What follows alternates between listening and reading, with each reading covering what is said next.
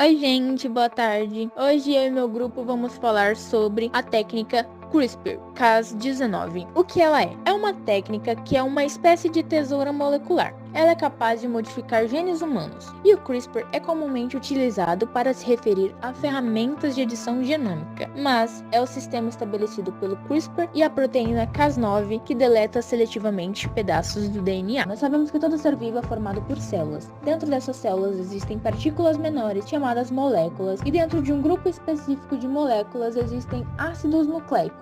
Os mais conhecidos são DNA e RNA. E algumas dessas funções deles, além de comandar outras células, eles produzem cópias de si mesmos e transmitem para outras células. E os ácidos nucleicos são formados por nucleotídeos, e os mais comuns são A, T, G e C. A de adenina, T de timina, G de guanina e C de citosina. E quando surgiu o CRISPR? Como qualquer outro conhecimento complexo da ciência, ele foi construído em partes. Então eu vou falar aqui para vocês no decorrer dos anos o que foi descoberto. Em 1990, foi aportado no genoma das bactérias um conjunto de sequências repetitivas, separadas por pequenas porções de DNA, que funcionam como espaçadores, que foram conhecidos como CRISPR. E o CRISPR é uma sigla do inglês que significa Clustered Relay Interspace Short Palindromic Repeats, que para o português é repetições palindrômicas curtas, agrupadas e regularmente interespaçadas. E o P da nossa sigla CRISPR vem da palavra palíndromo, que no nosso dicionário significa uma frase ou palavra que pode ser lida da esquerda para a direita ou vice-versa, sem que ela perca o sentido. Então foi basicamente isso que descobriram em 1990, nucleotídeos expostos de forma palindrômica. E em 2005 foi descoberto que a sequência CRISPR coincidiam com pequenas porções de genomas bacteriófagos, ou seja, vírus que atacam bactérias.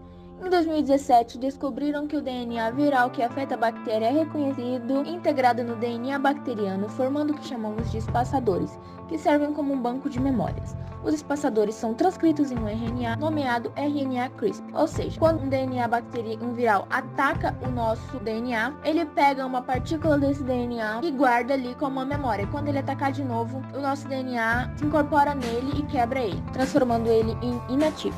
E somente em 2012 que saiu o guia completo de como usar o CRISPR na biologia molecular, quando as pesquisadoras Emmanuelle Charpin e Jennifer Doudna lançaram para o mundo. Agora eu vou falar sobre a metodologia da técnica, como ela funciona, como ela é desenvolvida. Como eu mencionei anteriormente, que eles foram descobrindo de 1990 a 2007, eles foram descobrindo ali como funciona o sistema de defesa ali do gene, né? Que o nosso DNA ali da bactéria, ele vai lá e com a proteína Cas9, ele corta ali, né, adiciona o CRISPR, e foi nisso que criaram a técnica CRISPR, baseado nesse mecanismo, que eles pensaram, por que não a gente cortar uma parte específica que a gente quer retirar desse gene, uma parte defeituosa, ou modificar tipo uma parte porque a gente quer mesmo, e adicionar ali uma sequência criada por nós mesmos em um laboratório. Então foi baseado nisso. Basicamente, quando você quer editar um vídeo, que você pega ali aquela parte que você não gostou, você corta e adiciona outra, usando a proteína Cas9. Eles vão lá e recortam essa parte do gene e estariam com erros, por exemplo, ele é usado, né, para curar doenças que são diretamente ligadas a erros genéticos. Então o que eles fariam? Iam ali naquele gene que tá com esses erros, recortar ele e adicionar uma sequência CRISPR que esteja, vamos dizer assim, sadia, que esteja correta, resolveria, né, essas doenças. Então é basicamente nisso. E eles usam tanto para curar doenças, para melhoria de plantas, para edição de animais como mosquitos transmissores de doenças. Essa técnica também trouxe um grande impacto nas pesquisas científicas, porque ele ajudou a gente a entender como é que funciona o gene, como é que ele funciona ali para se defender, sobre a sequência. Se a gente só cortasse, ia dar erro, porque o gene fica tentando ali adicionar uma sequência, né? E nisso dá muitos erros. Então, cortando e adicionando uma sequência já ali no lugar, resolveria esse problema. Então, essa técnica trouxe um avanço muito grande, né? Como eu mencionei, essa técnica, ela é simples, rápida e acessível. Não é uma coisa tão difícil de usar, entendeu? Então, muitos cientistas têm acesso a ela, conseguem ter acesso. Bom, e exatamente por isso, para usar essa técnica, é necessário uma ética acadêmica para usar. E foi exatamente o que o cientista chinês não fez. O cientista He Jiankui criou os primeiros seres humanos geneticamente modificados. Ele usou a técnica de CRISPR para isso, né? Ele pegou o gene CCR5 e modificou, que seria o gene onde se desenvolveria o HIV. A mãe dessas crianças se encontrava sadia, mas o pai se encontrava com o vírus do HIV.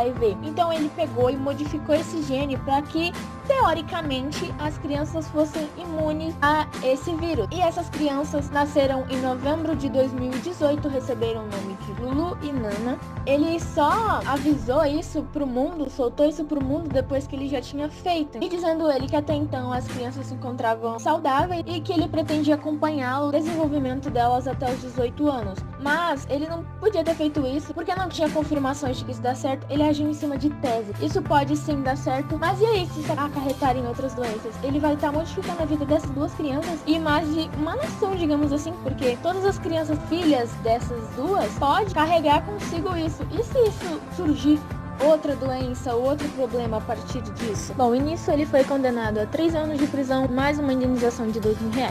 Um exemplo de uso CRISPR que está sendo aplicado em humanos é com o vírus HIV. Alguns avanços foram notados, como em 2013 uma aplicação de CRISPR para cortar com sucesso o Chemokine Receptor 5, ou CCR5 para abreviar, cujo é um dos maiores correceptores do HIV que ajuda ele a entrar na célula-alvo. Em 2015, cientistas provaram que era possível retirar o vírus HIV em células em laboratório. Um ano depois foram feitos estudo e experimentos e testes em ratos, no qual foi injetado CRISPR nesses ratos com HIV e foram retirados mais de 50% do vírus do organismo do mesmo. O sistema CRISPR aplicado em humanos progride em 3 passos: a aquisição do DNA viral, o processamento do DNA guias e a degradação do DNA invasor. Durante o primeiro passo, a célula identifica um novo invasor e integra uma parte do seu DNA no locus CRISPR do hospedeiro. Assim que o protoespaçador for integrado dentro do locus CRISPR, esse será denominado espaçador. No segundo passo, o RNA é sintetizado, obtendo-se um logo pré-cRNA que é processado em pequenos cRNAs maduros e funcionais. cRNAs curtos são essenciais para o último passo,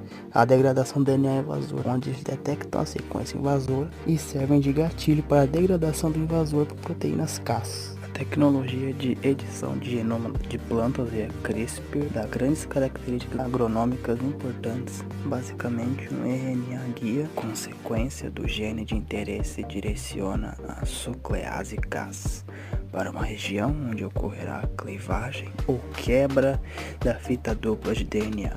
A quebra de fita da fita dupla pode resultar em mutações por nocaute de genes ou em modificações de um produto gênico ou inserção direcionada de características específicas, o que permite empilhamento de genes em programas de melhoramento. Mas por que um rompimento de fita dupla pode gerar variabilidade genética? O porquê disso é a fita de DNA que se quebra, e assim ela precisa ser reparada para manter a integridade genética e física do genoma. Assim, uma quebra na fita dupla de DNA pode ter efeitos destrutivos para um organismo. Para minimizar essa ameaça, as células desenvolveram basicamente 2 mecanismos capazes de parar as agressões sofridas pelo genoma. Dados do G1 mostram 10 avanços que a tecnologia nos trouxe, sendo elas a cura da condição hereditária, evitar a réplica do vírus HIV em animais, como já foi dito, recorte do DNA da proliferação de câncer, regulador de glicose de sangue em camundongos,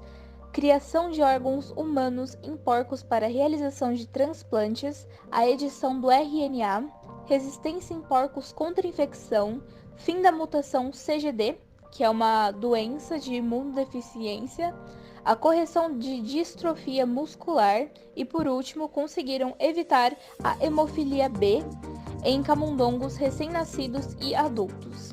Uma promessa que está sendo feita pelos cientistas é que eles querem ressuscitar uma espécie extinta. Eles pretendem reviver o mamute lanoso, que desapareceu da Terra há milhares de anos, e George Church, o líder do projeto, disse em uma reunião que a sua equipe da Universidade de Harvard deverá criar um embrião híbrido de mamute e elefante em até 2 anos. A criatura pode ser chamada de mamufante e os genes dos antigos animais seriam mesclados ao elefante usando o CRISPR. Lembra também quando foi dito que as cientistas Emmanuelle Charpentier e Jennifer Doudna lançaram o seu guia completo sobre o CRISPR em 2012? Então, em 2020, mais precisamente dia 7 de outubro, elas receberam um prêmio Nobel por conta do desenvolvimento de um método de edição de genoma, informou a Real Academia Sueca de Ciências, que concedeu a premiação.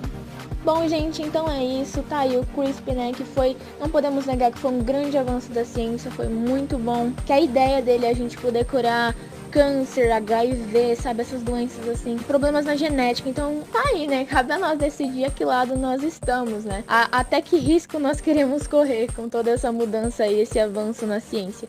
E com isso concluímos o nosso trabalho. Muito obrigado por ter prestado atenção até aqui, e é isso.